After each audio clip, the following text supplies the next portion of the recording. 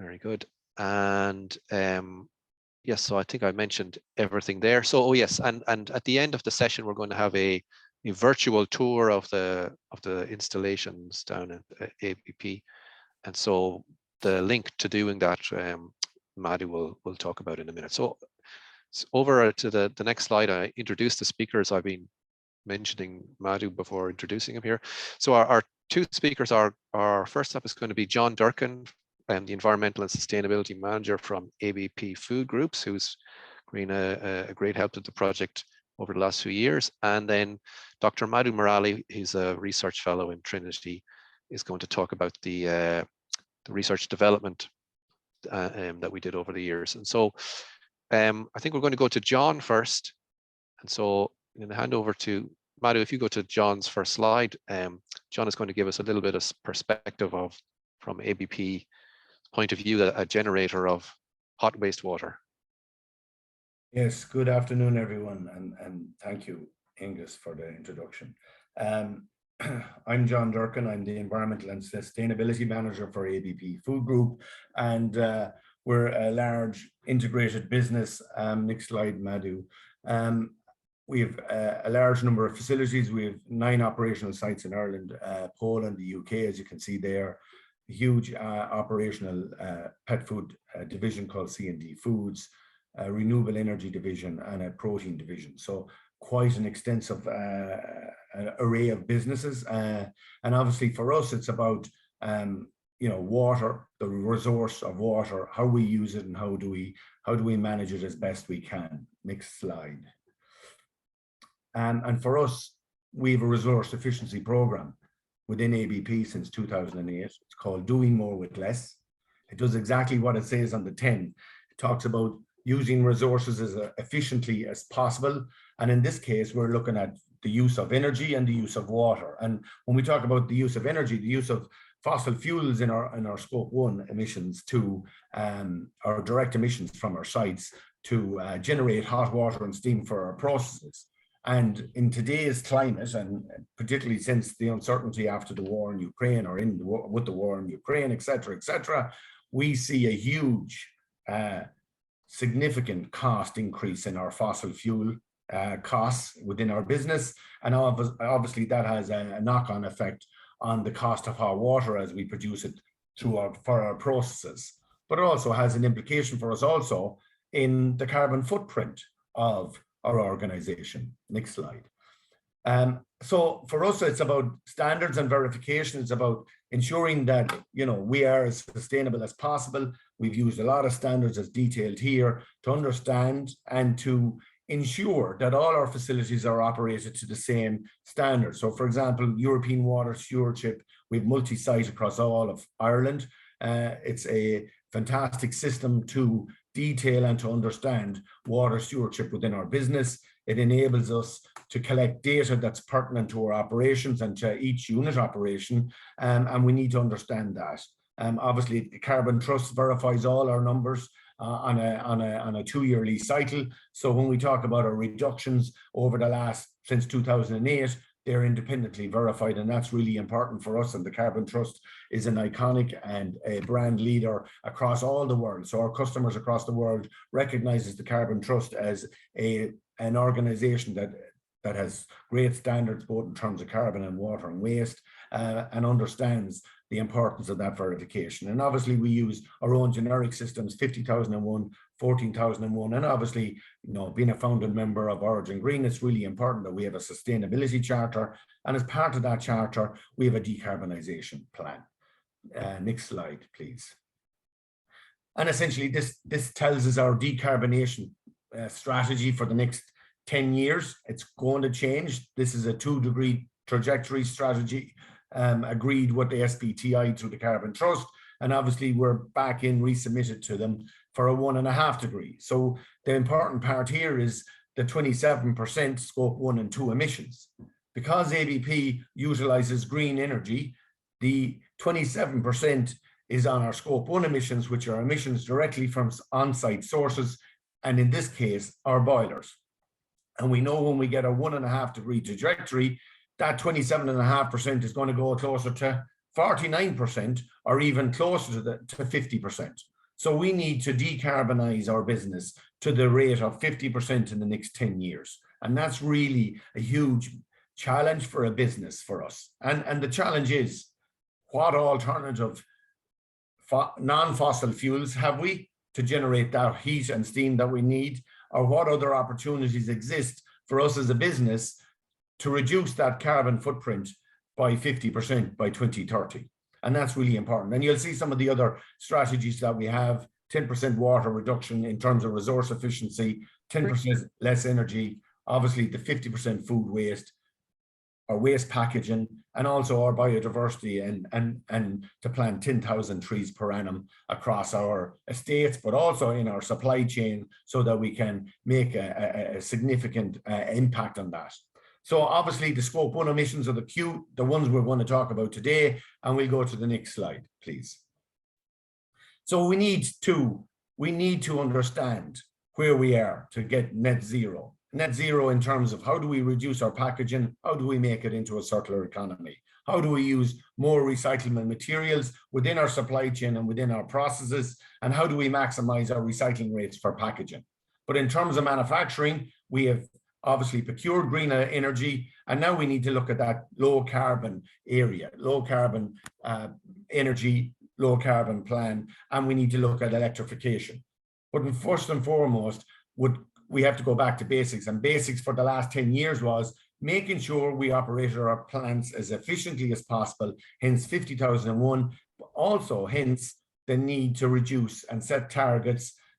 So from 2008 to 2030, we're going to reduce our water usage by some 60%, and we're going to reduce our carbon footprint by some 50%, even on today's base year. Next slide. So it's really, all right, sorry. So for us, it's about decarbonization, and how do we decarbonize our fossil fuels that we're using on the site. And we know in Ireland, there isn't much opportunity to use alternative fuels within our business. So we have to look after waste heat. We have to go after waste heat and see where can we collect waste heat.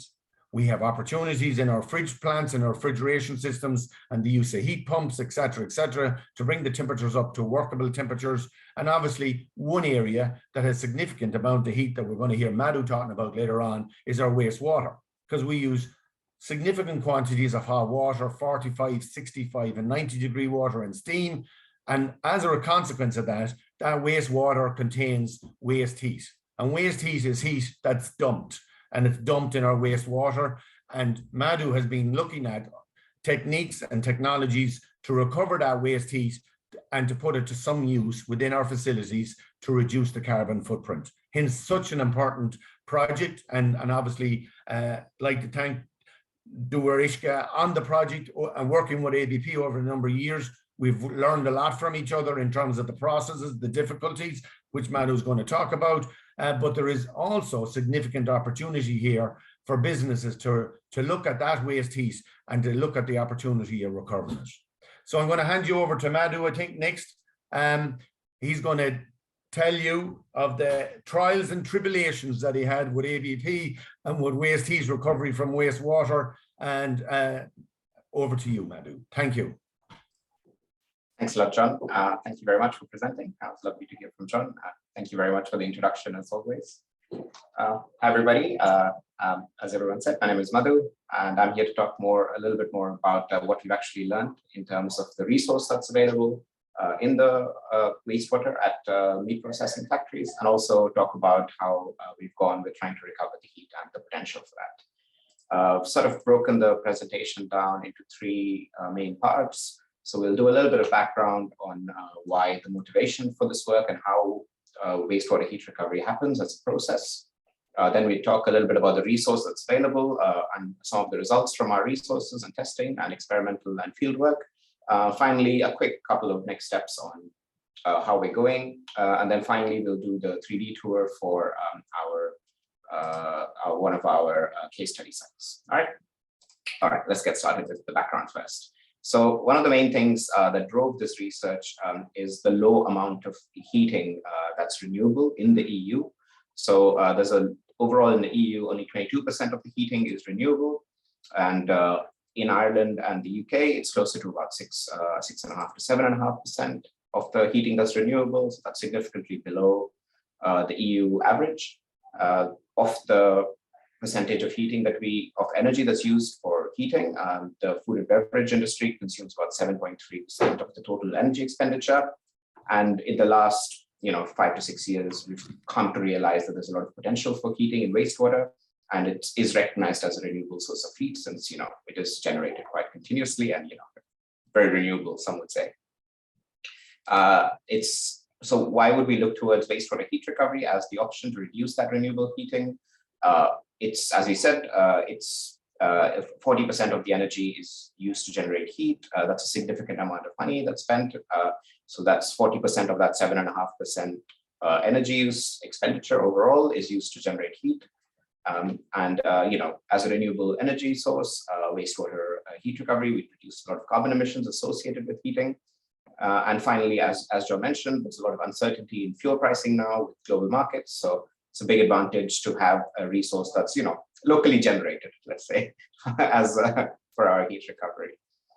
So finally, we'll talk a little bit about why we were interested in the heat recovery process. In wastewater heat recovery, we'll talk about how we actually do it. So we're looking at a couple of ways to do it. So we'd either do it directly if the water is a high enough temperature. So that would just involve us using a heat exchanger, where one side of the heat exchanger uses the hot wastewater. The other side would use a clean water source separated by metal or plastic or other heat exchange materials. And we'd just be extracting that heat physically through a conductive surface to heat up the water. This is often what happens in a lot of shower and domestic scale heat exchangers. And we also talked about heat pumps. John mentioned refrigeration. So it's refrigerators and air conditioners and heat pumps all use a similar process, which is they have a material that changes phase, and a larger amount of energy can be absorbed and transmitted by the phase change of the coolant material inside the heat pump. And then we will still need a heat exchanger within either wastewater, either through a sewage line or directly through a wastewater line, to get that heat out to within the heat pump.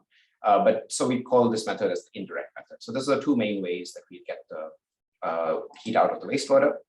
And the last thing we'd like to talk about before we move on is just talk about the scales that it can be done in. So we've looked at a few different scales through the project. We've looked at doing it at the component level. So just doing it from a specific process. Now this is a domestic system here, but I could just like you to imagine any sort of hot process material. It might be a washdown process or any other industrial process that's generating heat.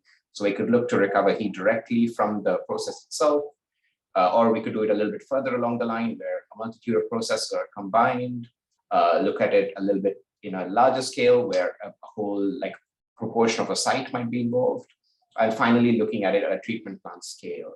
So the treatment plant scale is what we'll really focus on in this presentation. That's where most of our work has been with ABP as well, looking at the overall scale from the whole site as opposed to specific processes. But it might be based on how the system is, or how your system is, your industrial system. There might be more feasible to do it at a certain scale rather than the other. Just as the arrows indicate here, we've sort of got, if we do it at a component scale, we have the advantage there's more heat at the beginning of the process as opposed to further down along where there's heat loss to the ambient air or to mixing with other cooler sources of wastewater. But the main disadvantage in going to a larger scale. But the main advantage is you get more consistent and larger flow as you go across the scales. So there's much more flow at a treatment plant level than there ever will be at a component level, even if there's less heat. So the feasibility is trying to find that balance between the amount of heat versus the amount of flow that you have. So we'll just have a couple of, so we've had about 5 or 6 years monitoring wastewater treatment plants in the Dwr Uisce project. Besides the industrial sites, we're focused on feasibility in commercial kitchens, households, and wastewater treatment plants, so municipal plants. I just thought we'd have a few general findings that are useful across the board before we go ahead to the final results. So the main thing we found in our research is the importance of time and the temporal variability of the wastewater heat recovery resource, the fuel source that's used for heating that it might replace, and the scale. So all three things are quite important in determining the feasibility of the heat recovery system. So first, for the time and temporal variability, This is a graph of the amount of heat, of the excess energy produced in a municipal heat recovery scheme, theoretical scheme. The amount of excess energy that could be produced if it was supplying a residential zone, zone E, just one of the zones in a paper that my colleague Jan Spreet has prepared. And you can sort of see that there's a significant period of the year where the heat recovery system produces much more energy than the system, than the zone E demand would be. So there's excess energy for a large proportion of the year. But you can also see that there's periods, even in the summertime, where it goes below the excess energy production required for the zone. So it really is quite, so the heating resource, even though wastewater is quite consistent and present quite often, matching it with heating demand is quite important. And there is a variability to the resource that needs to be accounted for. The second thing we talked about is the fuel source. So the results for this are more from commercial restaurant scale analysis, also done by my colleague Jan. So here we look at the net present value of a heat exchange system based on the fuel source that's used for heating the water that it would replace. So if you replace heavy fuel oil, for example, you can see that after 10 years, the net present value is quite high, in the range of a few £1,000s. With electricity, on the other hand, it's in the range of about £20,000. With natural gas, it's a bit lower than both of these, and the similar with biomass. So the feasibility of the system changes quite significantly based on the fuel source. And of course, this is all pre-inflation, so we probably see a different picture for the natural gas prices if you reanalyze that. But it's just important to know what fuel you're replacing, because that is quite critical in determining the feasibility of the system. The last thing we'll talk about is just the scale. So we've also done some analysis on residential scale. DWHR is drainwater heat recovery. It can potentially increase the heating costs in residential systems by 120 to 130%, also pre-inflation. So have that caveat on all the time. It's really hard to say what gas prices will do in the next few years. So we might get to the scale where even individual scale systems might be feasible. But it is important to remember that these systems have a capital cost, and the scale of their implementation is quite, changes that capital cost, changes the payback of that system quite significantly. So, all right, that's enough about the background. Let's get to our results and testing. One couple of things before we get into the testing is most of our, just a quick note on our monitoring. Most of our monitoring we did with these tiny tag waterproof sensors. As always, other brands are available, I'm sure. They're quite cheap and robust. We still have some of the sensors around if anyone is interested in monitoring any of their wastewater streams. And we heavily recommend monitoring temperature in a couple of locations before you look ever at getting any sort of heat recovery system up and running. And we're happy to help you with that if you need. Before we talk about where we monitored, we'll just quickly talk about what the typical treatment works for wastewater is for everywhere, basically. So mostly there's primary treatment where the water is hottest and where it's just physical screening and other treatment processes to remove particles. So that we've got, in our systems, we've got like a screening, which is like a coarse filter, and dissolved air flotation, which is a flotation process which lifts up sediment to the and suspended sediment to the top of the water column, and then it's skimmed off with a skimmer. Finally, it gets to a biological treatment, which uses aeration and other biological processes to remove dissolved carbon and also nitrogen and phosphorus. And the last system is not always there, it's just disinfection filtration before wastewater is usually discharged. Just want to make a quick note here that something that's the most important in terms of temperature dependence is biological treatment. So if we're looking at recovering heat in the physical treatment processes and the primary treatment prior to biological treatment, we do have to keep in mind that if the temperature gets too low, we might hinder the biological processes that happen in biological treatment.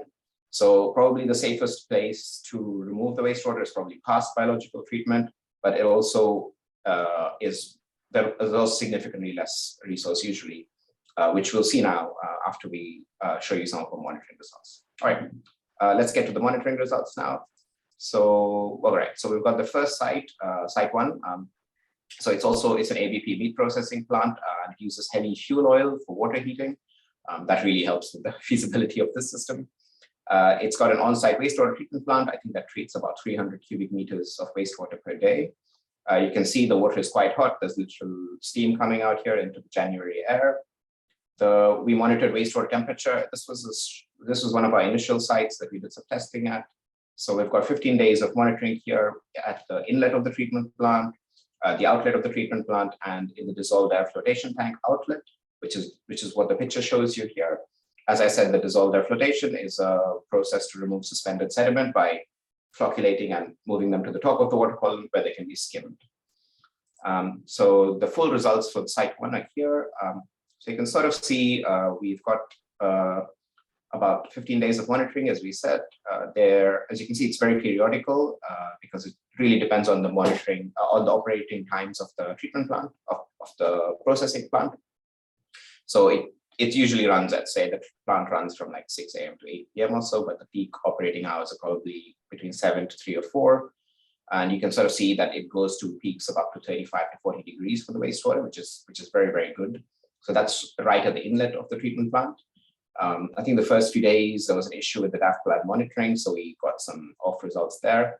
But after the first few days, you can see the DAF tank temperature follows the inlet plant temperature. It's just a little bit lower, which makes sense. It's just a bit of heat loss in the outlet of the DAF tank.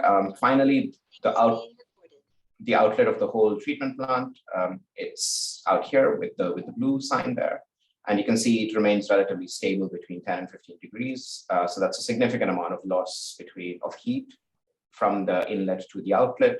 So it would be nice to have a bit of the heat prior to biological treatment because the heating resource is quite significantly lowered at the plant outlet as opposed to the inlet.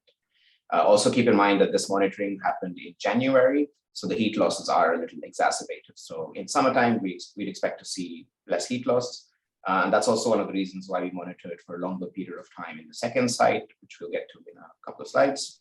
So just a summary of the results for site 1. The weekday temperature filtered from the temperature that we've got there and time limited to between 9 a.m. to 5 p.m. Shows very, very good resource. So we've got the treatment plant inlet at about 30 degrees, quite a high variability, about 6 degrees, going up to 36 to 24 degrees on average, but still a very significant resource and much higher than ambient temperatures in January. Similarly, for the outlet of the DAF tank as well, very good results there. So we've got 24 degrees with a variability of 5 degrees up and down, still a very good resource overall. And compared to the plant outlet, where it's about 12.3 degrees with very little variability for this time period. So the difference is quite significant between the inlet and the outlet here. Doing some rough analysis on the feasibility of heat recovery here. If we look at a theoretical system which we use commercial heat exchangers for, which is probably not very realistic, but still showed very good fuel savings and a very, very short payback period and good carbon abatement as well. So this site 1 had a very, very good heating resource based on our monitoring. And then we decided to pick a more feasible site and a larger site with a bit more resource for the next round of monitoring and some trials on the site as well. So that brings us to the second site, site 2. So this is a treatment plant that uses natural gas for water heating. It's also a slightly larger treatment plant, processing plant. The processing plant generates about 600 cubic meters of waste on average every day. This is also the site where we'll do the virtual tour after the presentation. So we monitor temperature here for about 6 months. We identified the dissolved air flotation tank as a process of particular interest for us in the previous site. That's mainly because, as you can see, the tank has a bit of a natural elevation. So we wouldn't have to do a lot of pumping to get water out of the outlet or the inlet. We could use the natural elevation here to get some head to run the wastewater through some heat exchangers was our idea. And we also had the advantage that the DAF tank, the outlet of the DAF tank, which is basically the first process here, really after screening, still has a good thermal resource. So we weren't at the stage where a lot of the heat is lost, but we weren't at the stage where the water was quite as cooled down as it was at the outlet, but it's not as polluted as it would be at the inlet. So this is our results for about 6 months of monitoring from about May to December 2021. And you can sort of see here, these are average daily temperatures. So the peaks are sort of cut off as opposed to the previous one. But you can still see it has quite a good heating resource. So we've got the DAF inlet and the DAF outlet basically following each other, not a huge loss of heat within the DAF tank itself, It maintains a lot of the heat between the inlet and the outlet. Good heating resource, so significantly above the air temperatures always throughout the year. We can also see that there's a natural seasonal fluctuation where from the sort of springtime in May to summertime, the temperature goes up significantly along with the ambient temperature and goes down again towards November. Might see a bit more of a decline coming through to winter, and that's to be expected, I'd say. So this gives us a good idea of the amount of heating resource available. You can see that there's always some heating resource available for the whole year. Not sure why that's just changing there. And yeah, so I think we were quite pleased with these results. And for the DAF tank as a process for heat recovery to happen in, shows that there's a good resource, I think, within the tank. And this is sort of a comparison. So we did a monthly, during some of our heat recovery work, we monitored the inlet temperature of the plant for about a month or so. So we're comparing the 6 months of DAF tank data on average to the inlet of the treatment plant data. So we can sort of see here, this is the hour of day. So you can see the inlet is strictly very much between about 6 a.m. To about 6:37 p.m. Is when it ramps up, has a big peak of about 26 degrees where it's consistently hot, and then ramps down again. So that's the real, if we were looking to target heat recovery in the inlet of the plant, we'd be looking at those few hours between sort of 8 to 4 maybe. Whilst if we see the DAF tank, we can see it has a bit of a lag there. It's heats up a little bit later and slower while the heat builds up within the inlet, and then also goes on for a bit longer there. So just indicating that even for a process so they're right next to each other. I mean, the inlet of the DAF tank and the wastewater treatment plant inlet, they're not far apart besides the screens. We're still seeing quite a significant variability in the heating resource available between those two. So one of the things that we wanted to do in site 2 is to actually do some heat recovery, see how much potential there was for the heat recovery. So we developed a sort of mobile pilot heat recovery system, which you can see in the picture there. It consisted of 10 commercial shower heat exchangers, 6 where we used direct heat recovery, so just heat recovered directly with the wastewater going down and the warm water moving up on the outside of the pipe to transfer heat. And then we also had 4 which would use a heat pump, so that would be trying to heat water up to 50 degrees over there. So the objectives was to sort of quantify the amount of heat that could be recovered directly and indirectly, and determine the difference in resource at different points in the treatment plant. So it was tested initially at the inlet of the treatment plant and the outlet. And we'll just look at some of those results now. Just a quick note on those shower heat exchangers. They were just, I mean, we wanted the system to be mobile and also interfere with the process as little as possible. So it's why we ended up with this design where the wastewater is pumped in. As we'll discuss later, we did have quite a few issues with that ultimately, but it was just, yeah, we were limited. We wanted to be able to pump wastewater in so that there wouldn't be any submergence required. We also wanted it to be mobile, so there were a lot of limitations in the design from the get-go there. So here was the first result that we had from the inlet part of the treatment plant. So you can see we had a good peak power rating, about 17.5 kilowatts, which is very good heat recovery, I'd say. The main issue we had at the inlet was, as you can see, the hours of operation, which are marked with an excess, the XX there, were quite low. So we couldn't get the system to operate continuously for very extended periods of time. And that was just because the pump that we used at the time just kept getting blocked because the inlet water was quite heavily polluted with sediments and other suspended particles. So we just spent a lot of time cleaning the pump and not being able to really run it for an extended period of time. But there was decent potential from the heat that we recovered at the inlet. It's just that we were not able to run the system consistently enough to really make use of that heat. So then we had the outlet of the DAF plant, DAF tank, as our second site. You can see the heat recovered is lower there by quite a bit. So it's more in the range of about 9 kilowatts or 10 kilowatts. But you can see that it ran for very extended periods of time. We could have run for a long time at the outlet of the DAF tank. And that was quite a significant result for us. So having the system run continuously there. We did want to, we'll talk a little bit more about that later, I think, but we did want to run some, but I will mention it now to say that We had aims to run the system for a longer period of time. That was one of the sort of goals of the project when I started. And that was just to see the impact of biofouling on the copper. So if we ran it for an extended period of time, what would be the change in the heat recovery rates? But we kind of had quite a few issues along the way that kind of didn't give us any usable results eventually for the long-term results. The other thing that I mentioned was the indirect part of the heat exchange, which used the heat pump. We also had many issues getting the heat pump to work, and that never worked right for us as well. So this is sort of the name of the game when you're doing field testing. Sometimes things don't work out. So neither of those really panned out for us very well in the end. But what we were able to do with these initial results is look at the feasibility of heat recovery system for site 2. You can sort of see a comparison of so this is the net present value of the heat recovery system for using direct heat exchange, which is what we had most of the results for. I can see the best results were if we were using natural gas of electricity. So we'd have a payback period starting off at about just over 2 years and then happily going through. With fuel oil, also quite reasonable payback period of about 5 years, whilst with natural gas, coal, and biomass, we're looking at slightly more unfavorable results. Once again, always have to have that caveat in that this natural gas analysis was before the current natural gas prices. You might see a little bit better result now.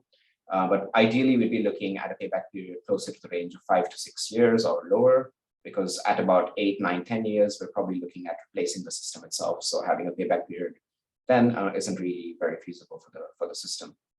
So here again, we sort of see the importance of the fuel source in determining the feasibility of the heat exchange for site 1, because they used fuel oil. It was a little bit very straightforward to say that it was any sort of heat recovery there would pay for itself quite easily. Whilst here, where there's a slightly less heating resource, it's not quite as good as site 1. There is a little bit of variability here in terms of the feasibility of the heat recovery. It's still very feasible. It's just that you might have to go on a larger scale or have to use a heat pump or try to get as much heat as you can out of the outlet or some other sites. So it is important to have the sort of monitoring to determine what's the best way forward for you to recover the heat there. Because there can be the site-to-site variability. So the last bit of experiments that we did was looking at a lab scale DAF tank. So a lot of 2020 and 2021 was us waiting or not being able to go on site. So we, due to the pandemic, so we sort of made our own little DAF tank to play around with in our hydraulics lab at Trinity College. So the main aim of this was sort of determine the quantity of heat that could be obtained using a full heat exchanger that was immersed into the tank, which wouldn't have been possible on site. And also to assess the impact of this heat exchanger on flow within the tank, see if it made a difference to the flow and potentially interpret that to say if it made a change in how it was treated. So basically we had a heat exchanger, which we put against, you can see on the right-hand picture, against one of the walls in the back there. We monitored temperature at a number of different sites. The left-hand side is just us taking a few videos with some dye added in to look at the flow characteristics of the tank and analyze it a little bit more. And we did that with the heat exchanger. Without the heat exchanger, different flow rates. And ultimately what we found was, this is just a quick picture of the extent of the dissolved air plume, which is on top of the tank there. We can sort of see that there isn't a huge difference between the top and the bottom picture. The top has the heat exchanger in the back, you can see, whilst the back has no heat exchanger whatsoever. So that part of the flow is not significantly affected. We found other parts of the flow weren't significantly affected as well, as the heat exchanger is quite low profile to the wall. So those are all good signs. In terms of the quantity of heat that the heat exchanger could take out in our small tank was also quite positive. So the more cold water we put through the heat exchanger, the more heat it was able to take out. So you can sort of see it peaked out at close to about 2.8 kilowatts, 2800 watts, which is also quite positive, let's say. So just in an idealized scenario, to keep in mind that we used clean water, not actual wastewater, so for our DAF tank. In an ideal scenario, if we scale up our small DAF tank to get heat exchange in the, sorry, it's saying my internet connection is unstable. Hopefully it's not too unstable. I'll keep going. Just let me know if you can't hear me right. All right. So in an ideal scenario, if we scale up our DAF tank to be the same sort of volume as the side of a wall in a large DAF tank, such as in site 2, we're looking at about 680 kilowatts of energy that could be extracted daily if we run it for about 8 hours a day. And similarly, if we run that for weekdays, we're looking at about 170 megawatt hours extracted per year, which is very good, I'd say. And if we consider fuel oil or maybe even natural gas nowadays, that's a quite significant saving of about 11 to 12,000 euros a year. So that's quite good. Just as a comparison, when we were running the system, the pilot system that I showed you in the study site, second study site, there was a certain period of time in summer where we were getting very, very poor results. That's because the feed water that we used was very high temperature, as you can see, about 18 to 19 degrees. The wastewater temperature wasn't significantly higher, only 21 to 23 degrees. And you can see that it makes a big difference in the heat recovered. So in our upscale scenario, if we scale the scenario up so that it's the same, the heat exchanger is the same surface area as our pilot rig, it's not a completely accurate comparison, but it's reasonable. We can sort of see this one gets about 250 kilowatt hours per day, while we only got about 20 kilowatt hours per day in our worst case scenario. It's just a function of the wastewater flow, the low flow of the heat exchange of the actual feed water within the heat exchanger, the high feed water temperature flow. Neither of these scenarios are particularly realistic because this worst case scenario was very much the worst case, whilst the lab results are very much idealized. So in the real world, we could sort of expect to see something in the middle there. But the sort of variability that could happen if the conditions aren't assessed is this is what we're looking at here, and the impact of ambient conditions. So we'll try to start wrapping up now, and we'll look at the next steps that we're going through to further our research, and also some key takeaway learnings that we've got so far. So I think based on our two results there, we do think that there is a significant thermal resource in the wastewater. It's just that we we need to do a bit more research and actually getting that resource out. But I think there is definitely a significant resource available for us. It is essential that we monitor temperature at a few different sites to get an idea of where it can be recovered, to minimize impacts on the plant, to maximize the heat recovery. Recovering heat at the inlet is difficult when it's being pumped out. Inlet internal heat exchangers are necessary for sure. And this needs to be a way for them to be low impact and modular in a way so that they don't interfere with the treatment processes. The good news there is, at least so far, our initial research shows that using an internal heat exchanger in a system such as a DAF tank, especially if they're lower profile, they may not have a large impact on the actual flow within the treatment process and maybe not have a huge impact on treatment. The next steps for our research is to build on these results in the lab. So we've looked at the flow patterns within the tank. We also want to look at the actual change in treatment efficiency by using some sort of synthetic wastewater within our DAF tank and seeing if the heat exchange has an impact on the removal of suspended particles from that. And we also want to go beyond the DAF tank. That was our sort of case study treatment process. So now we want to generalize an internal heat exchanger design and the impacts of the heat exchanger beyond just DAF tanks to more treatment processes like an aeration tank or a settling tank or clarifiers. And lastly, we'd also look at more designs for the heat exchangers. So we're especially interested in a modular design or looking at a novel material that could be 3D printed or customized in some way relatively easily. We've also got some more funding to move on in our project. So we will still be in this area researching it actively if you are interested in our results.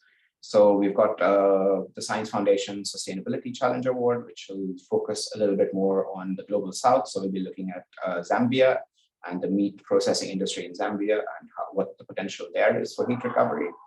And we also have an additional round of funding from Enterprise Ireland. That will be to look at developing something more commercial in terms of a heat exchange for both industry and also for commercial heat exchanger, wastewater specific heat exchanger.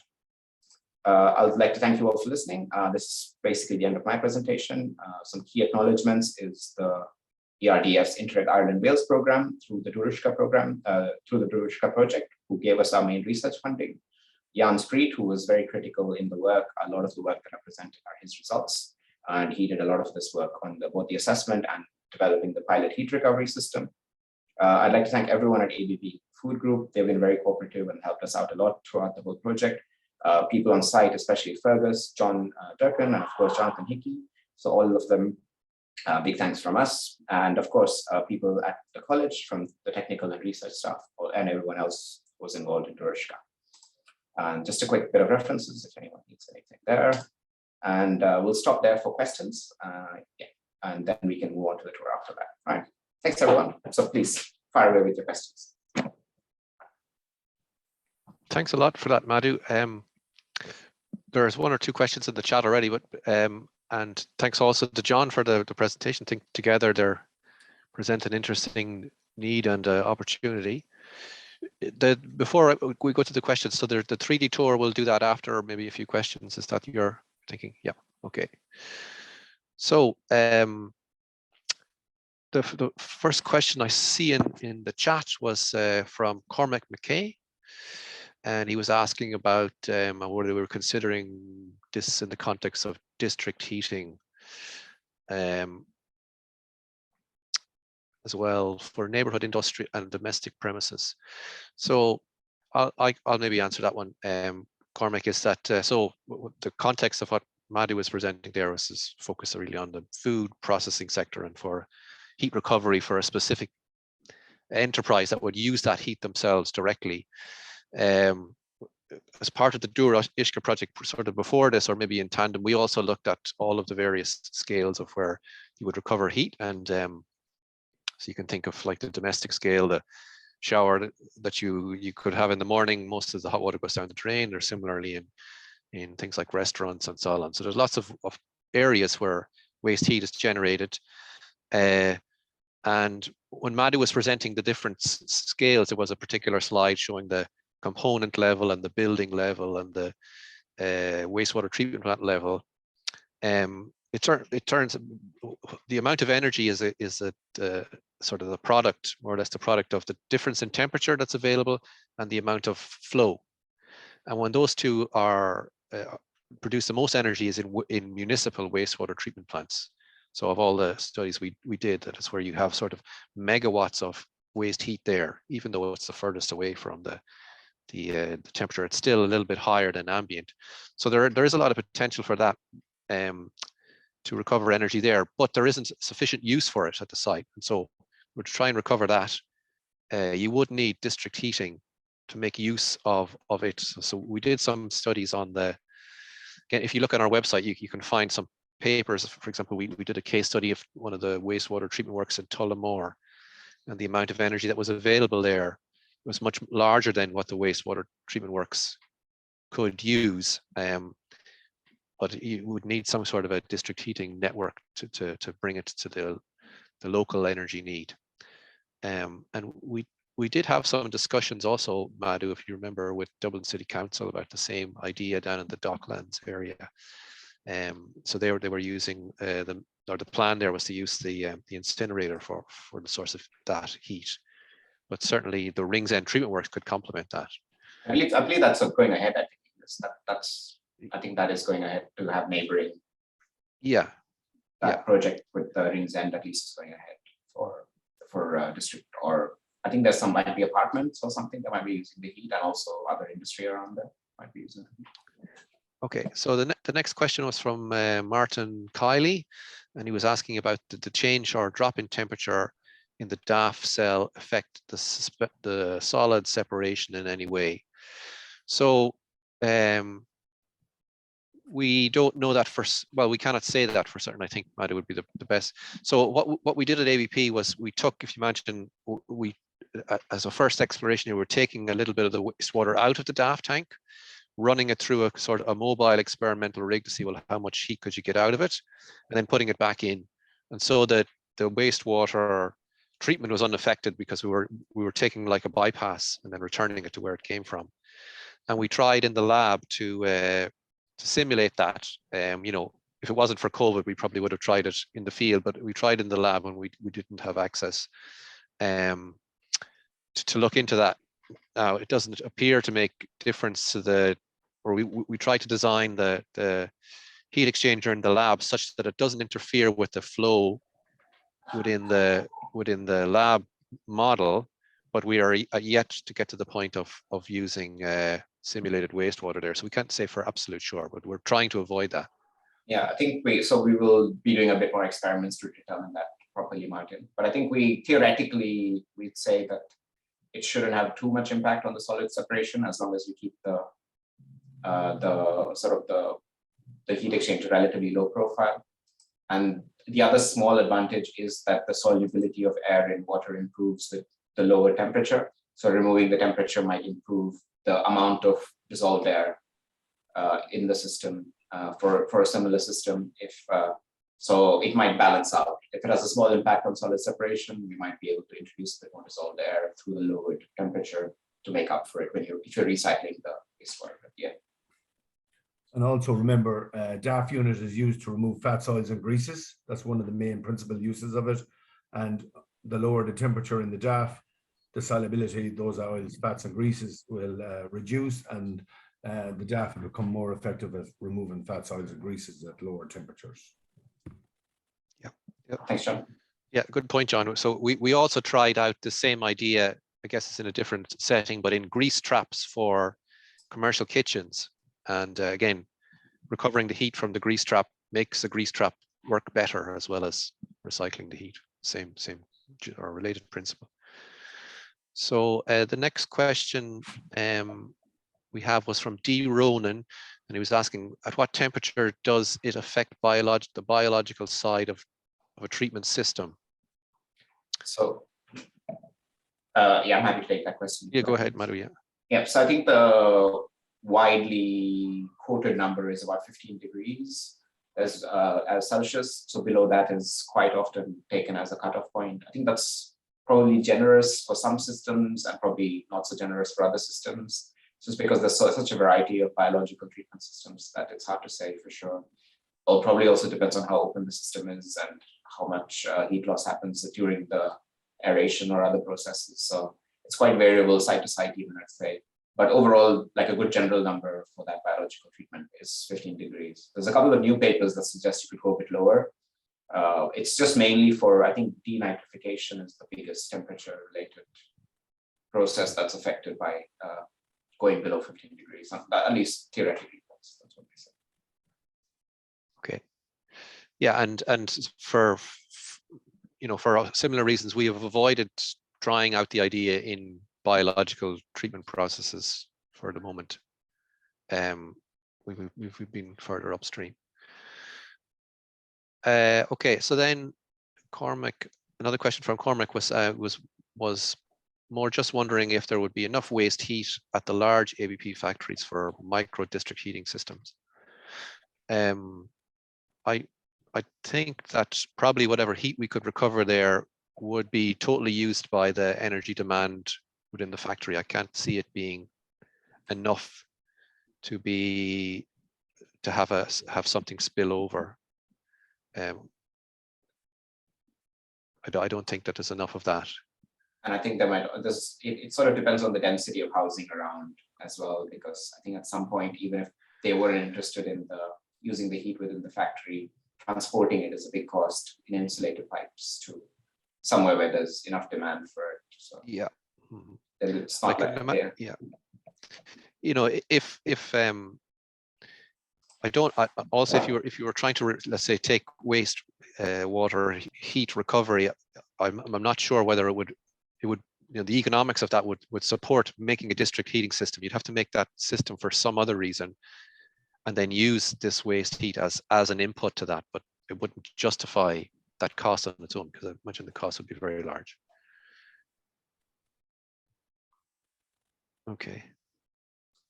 So I don't think we have any more questions on the chat. I just had one for John, if you don't mind, John. Well, we have one more, but I just asked John anyways. I was just curious about this for decarbonizing the business by 49%. Have you any idea roughly, out of you had that chart with the different areas you're going to tackle, what you think each one of them is roughly going to bring you, or where is your?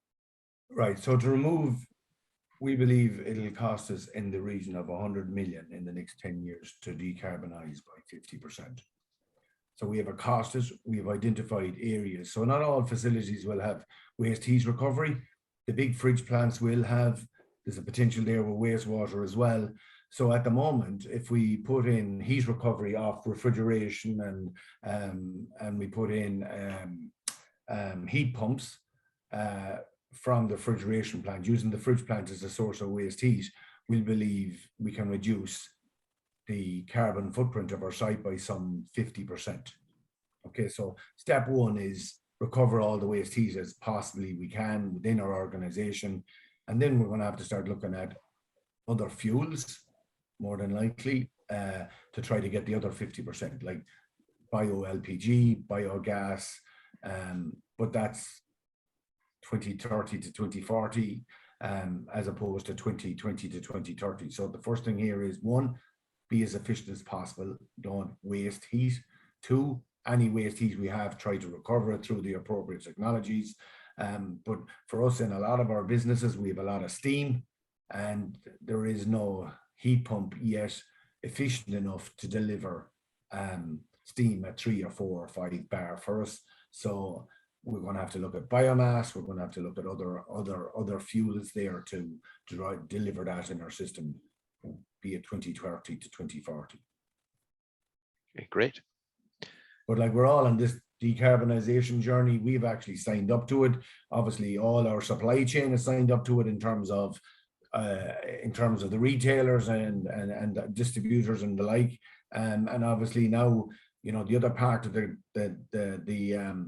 slide that I showed is that we're committed also to reducing the carbon footprint in our supply chain, mainly our animals, by some 30%, and obviously in line with national targets and objectives as well, through improved performance, efficiency, etc., on the farm. So it's a whole supply chain collaboration. You can see the number there. We're going to remove 2 million tons of CO2 on scope 1 and 3 initiatives. It will get more. It will be higher when we get the 1.5 degree trajectory. So look at it. It's a challenge for us, and the challenge is, how can we get our heat in terms of hot water and steam from a renewable source, and what technologies exist there for that? And obviously, recovering heat from wastewater or fridge plants or whatever is one area. Even if it's only 10%, it's 10% more on that continuous improvement program.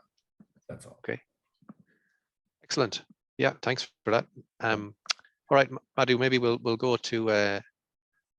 You want to go to the 3D tour then? Sure. Yeah. All right. Before we go to the 3D tour, I think we just had this. So within the 3D tour, it's hard to locate yourself exactly where you are on site. So sorry for the blurry picture over here, but just to give everyone a rough idea about, so we'll have 4 different scenes for the 3D tour. The first couple of scenes will, I'm not sure if you can see my mouse, but let me just change that to a pointer, maybe that will help. It's visible, Manu. All right, great. So then we've got so at this point, this part is where our first scene will be. That's kind of an overview of the DAF tank and screens. The second part is here, where our heat recovery system was for quite a while. And the last part of the scene is on this side of the plant, which has the aeration, clarifiers, and the outlet. All right. Just to, okay, next slide. Yeah, so I'll just swap over screens to my browser, which has the pictures on there. If people are short on time, we also have an online tour that's available. The link is just over there. I think we'll also, Roberta, if you don't mind posting the link in the chat. So if anyone has to go, you can also browse through the tour at your own time. You just won't have me to give it. The link is just here. All right. So I'm just going to change my share to my browser.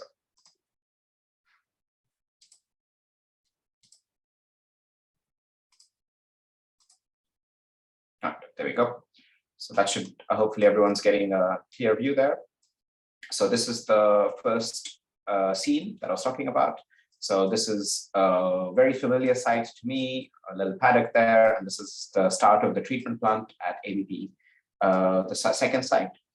And so I thought we'd just go through the treatment process quickly before we talk about the heat recovery system, which you can see standing over there in all its glory. And so the first process in the treatment plant are the screens, which are just over here. And so the screens, as I said, they remove really coarse, large particles from the wastewater. The wastewater comes through the processing factories that just sort of beyond that truck over there. You will see them when we get up to the top of the DAF tank. So the coarse, the screened wastewater comes down here. It's stored in a little sump, which is just, we'll get a bit closer to. So that's the storage area for the screened wastewater. A bit of a closer look at our heat recovery system.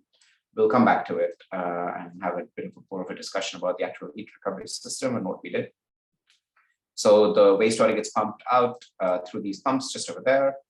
It gets mixed in with some flocculants and other chemicals, poly probably, pumped into this DAF tank, which is, you can just see over there, the start of the DAF tank.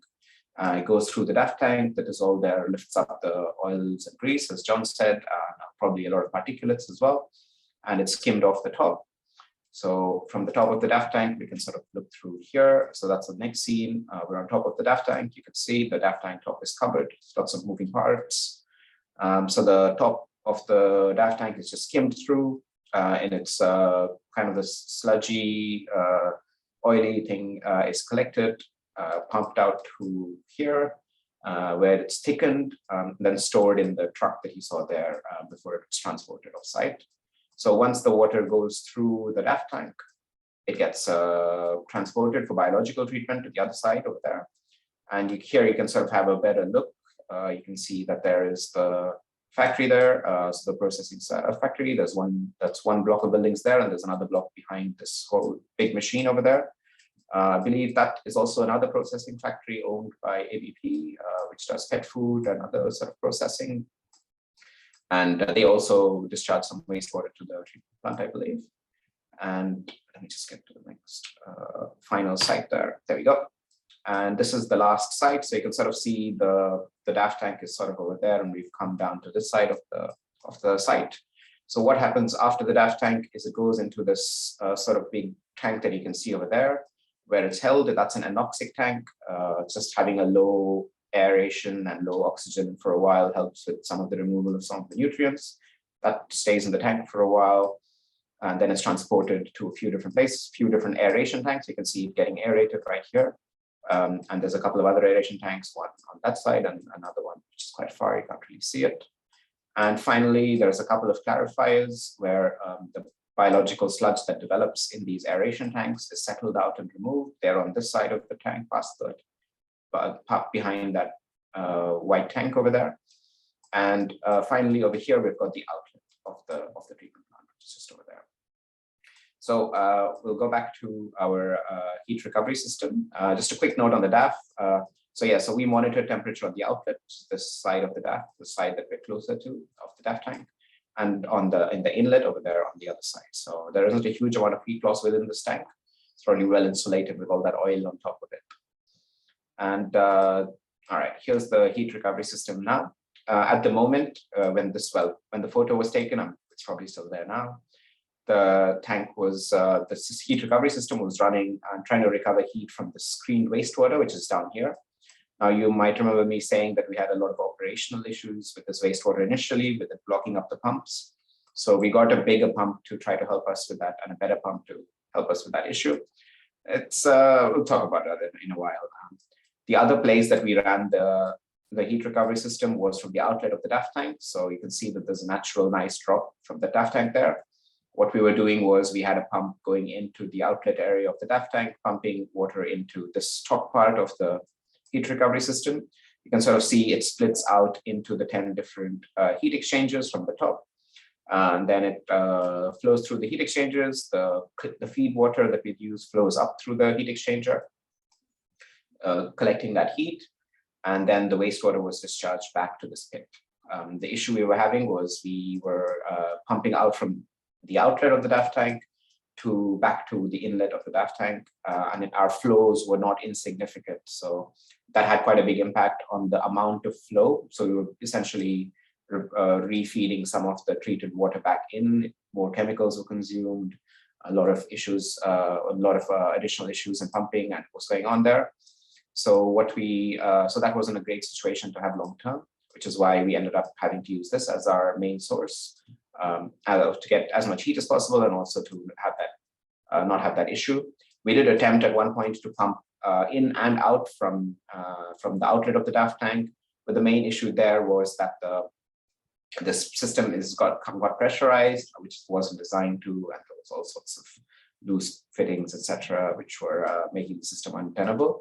And anyhow, so this is when we decided we'd do some long-term testing, this is where we ended up. So we were pumping out from here, we've replaced that with a new pump. And what happens is the hot wastewater goes up there. It goes through a big central pipe, which is how these shower heat exchangers are. It's sort of a big pipe through the middle where the wastewater would go through.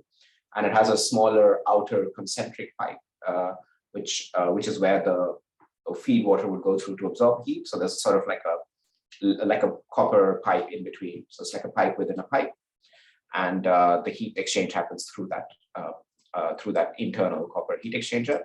This is where our feed water was going through, this red pipe over there.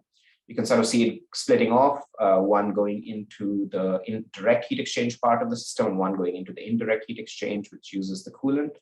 You can't really see the front of the heat pump, but you can sort of see the back. It's this fridge sort of thing that's covered with the tarp just behind the whole system there.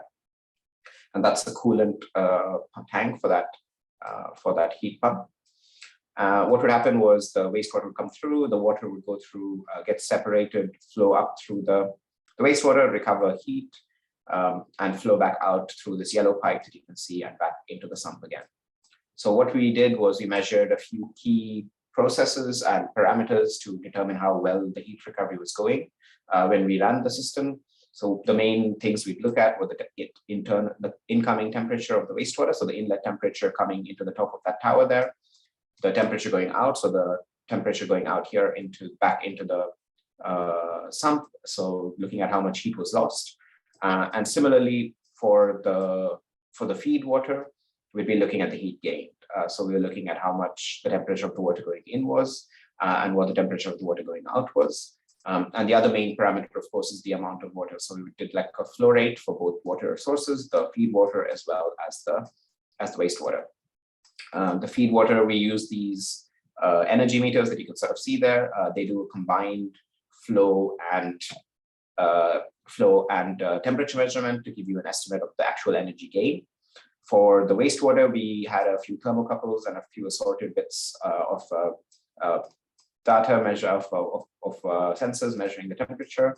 We also had a flow meter here to measure wastewater temperature, which honestly we struggled a lot to get working correctly. And we also had a system for telemetry, which we also had a lot of issues with, which was supposed to upload all of our data for it to be available online. But we did manage to get the system running with all the monitoring that was required for quite a while. The main issue we had afterwards was we bought a fancy pump that was able to deal with the wastewater that was in this sump, which had quite a few solids in it. The main issue we had was the smaller pipes up here in the tower getting blocked quite consistently and causing a lot of overflows and a lot of other issues. So we couldn't run the system consistently for long enough. We did, however, find a lot of biofilm growth within the copper heat exchangers when we cleaned them, but we just couldn't run it for long enough to see what the effect of that biofilm was on heat exchange, which was sort of one of our interests in the long-term running of the project of this heat exchanger. I think we ran it for a week or two at most during the day. It's probably as far as we got with it, really. Whilst we were hoping to do it more on a scale of months, ideally. But I think we learned quite a few lessons. So I think for what the system was made, which was for it to extract heat from a couple of different points and give us an estimate of the heat available in these points, I think the system performed well and to what we expected. We tried to use it for a long-term project, which it wasn't really designed for. So now we'll probably, hopefully with the new research funding, we'll look at a different sort of heat exchanger, and the project will try to use something immersed to look at the long-term effects of the biofilm growth or something else on the thing. So I think we had a good amount of lessons learned from this whole thing over here. Now I'll sort of leave the 3D screen open. This is sort of close to the end of our session. I just wanted to throw that out there to see if anyone had any questions after seeing the 3D tour, or any other questions, or if they'd like any more information about the system. Oh yeah, sorry if this has been asked earlier in the call. I've had to jump in and out a little bit, but in terms of the application for the heated water, because of obviously the close proximity you have of wastewater to clean water, essentially, and the potential, presumably the potential risk if there was to be like a hole in the pipe and you could have wastewater leaching into clean water. Is it limited in the function of this water, or do you tend to see this being used for cleaning applications or for drinking water, or for whatever else, potable water sources where you need a clean source of water? Or is it restricted more to where you've got hot water applications that aren't so they're not necessarily going to be food contact or anything like that? I think that's a great question. For now, I think our feed water was actually a mix of rainwater and treated wastewater. So it wasn't the water wasn't clean, yeah. It was not clean water. But I think if we ultimately wanted to use it for clean water, we'd either go down the route of using an indirect heat exchange, so through the heat pump, to try to get the temperature up to something suitable.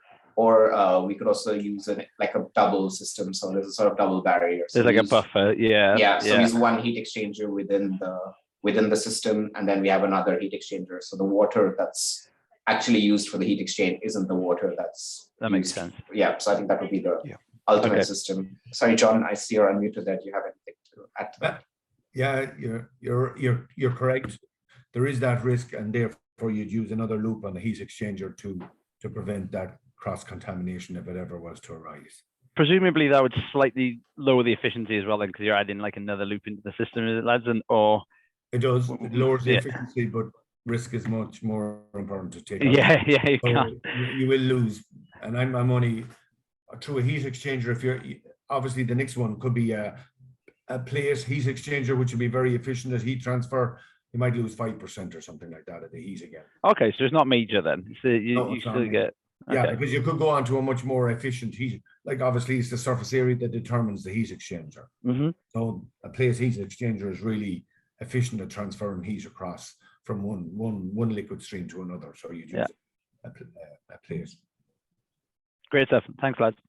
Hey, Tom. Do we have any other questions? We have one from Amelie, if I'm pronouncing that correctly, Amelie. Amelie's interested in doing a high-level business case for a related application of this hot wastewater in a medical devices decontamination facility, and interested to get more information on how you would do that. I guess, Amelie, the best thing, without giving a really long answer, is if you were to email some of us. We probably have a contact us slide somewhere on the end of the presentation. Maybe we can throw that up there, and we can get back to you on where you could come up with estimates of cost for those kinds of things. Yeah. So the best thing, obviously, is the higher the temperature, the better the recovery. Obviously, the potential for recovery. And the second thing is, and I didn't say it in my talk, is you need to understand what your cost of water is. As in, if you're generating 65-degree water, what is the actual cost to generate that 65 degrees? So Madhu would probably tell you is about 60 kilowatts of hot heat in it. And obviously that's dependent then on your fuel type that's supplying that heat. So if you're paying 8 cents a kilowatt for gas, it's going to be 5 or 6 euro to allow 20% loss in your boiler. So it's going to be, 6-7 euro per cubic meter. So that'll give you a rough idea of your payback then based on that cost versus, the amount of heat that you can recover. Yeah, very good. So Roberta's put my email address in the chat. So Emily, you can, it says Emily and Colin, I think we're together. You can email me directly for that question. And someone has asked, Jared has asked about whether this is going to be recorded. Yeah, and you will get an email tomorrow about the recording. And then John is quite right about what he mentioned there about the cost of water. Another factor that we didn't really discuss here, which which will affect all of this, is the, or Madhu, I guess, mentioned it a little bit, is the ambient temperature, right? So that another key factor here is the thermal gradient. And so, like, if you've got hot wastewater, you're going to recover less of it during the summer. You know, if we had a heat wave or whatever, than you would during the winter, when there's a bigger difference in temperatures, and then less of that heat is lost to the ambient environment too. So this heat recovery project looked at wastewater in its totality. However, in certain processes, and maybe in the pharmaceutical processes, you will get relatively clean, very hot water, and you would not allow that to mix with contaminated colder water, because then you end up with a load of contaminated cool water, and you would identify those opportunities on their own. So for example, if a certain area produced a hot water at 80 or 90 degrees from sterilization or whatever, that's the one to go for, because it's the highest temperature, and if it's clean, it's much easier, as Madhu said, to put in a heat exchanger and recover that heat. This project was probably the hardest project anyone could do, because we looked at the pipe of our wastewater. So it contained everything from our processes together, and obviously was diluted with cold water that we use in our process as well. If you could go back to source where the hot water is being generated or the wastewater is being generated, and it's of sufficient quantity, you wouldn't go down to the wastewater treatment plant and collect all the wastewater to do heat recovery. You'd actually target smaller areas with higher potential for heat recovery with less potential problems. Okay, great. Thanks, John. So I think that was very useful and lots of interesting questions there. So we'll wrap it up more or less here. We'll just mention that, so we have one more webinar in the webinar series is on the 15th of February on transdisciplinary research, right? And so part of the reason that, if you found today interesting, is you know, we had success here because we worked with industry. So it's a bit about that journey, the last of our webinars. And I think we might have a contact us slide after this. Yeah, so you can find the recording and so on our website here in this smart members area, smart specialization cluster members area will be in there. Okay, so thanks very much.